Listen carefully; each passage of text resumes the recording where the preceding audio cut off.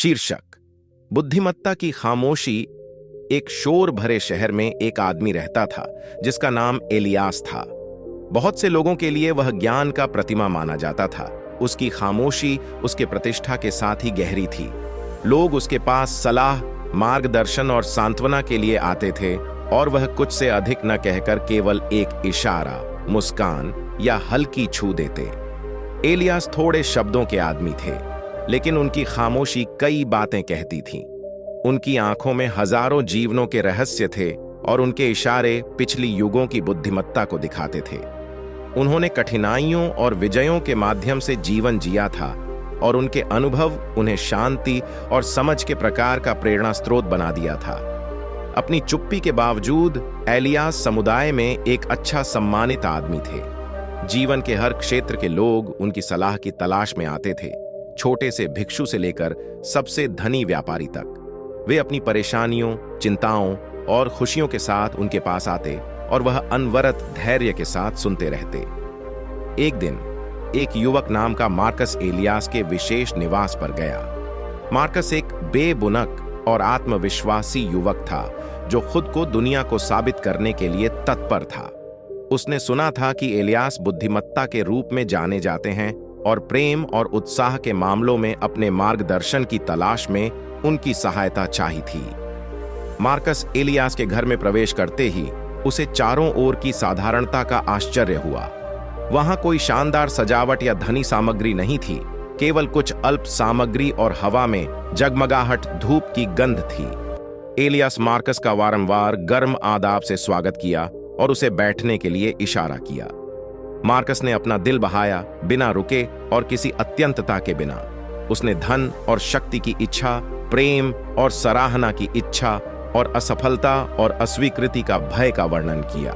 लेकिन जैसे ही मार्कस बोलता, एलियास चुपचाप बैठे रहे, ध्यान से सुनते हुए शांति के स्वरूप में। उन्होंने बाधा नहीं दी या कोई सलाह नहीं दी, बल्कि उन्होंने सिर्फ मार्कस के शब्दों को सोफे की तरह अवशोषित किया। उन्हें अनुमान या आलोचना के बिना सिर्फ अपने पास स्वीकार किया।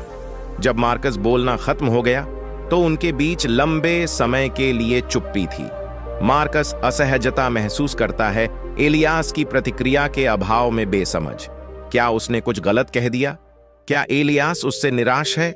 लेकिन फिर मार्कस के आश्चर्य के लिए एलियास ने हाथ बढ़ाया और उसके कंधे पर हल्का सा छुआ। यह एक साधारण इशारा था, लेकिन यह हजारों बातें कहता था। उस पल में मार्कस को एक शांति की भावना महसूस होती है, जैसे कि सभी उसकी चिंताओं और चिंताओं को उसके कंधों से हटा दिया गया हो। धन्यवाद, मार्कस धीरे से बोला।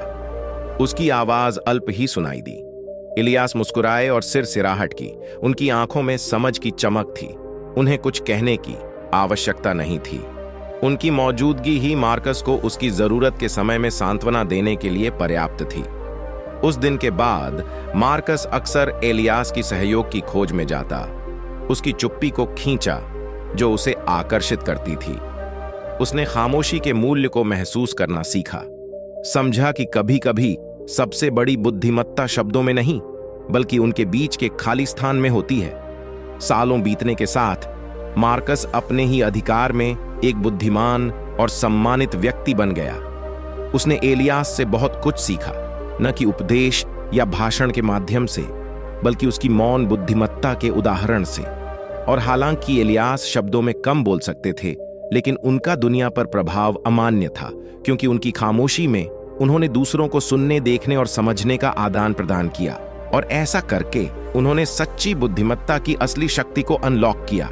हमारे साथ जुड़े रहिए, सब्सक्राइब कर लीजिए। अगर कहानी अच्छी लगी हो तो लाइक करना मत भूलिएगा। धन्यवाद, मिलते हैं अगली कहानी में।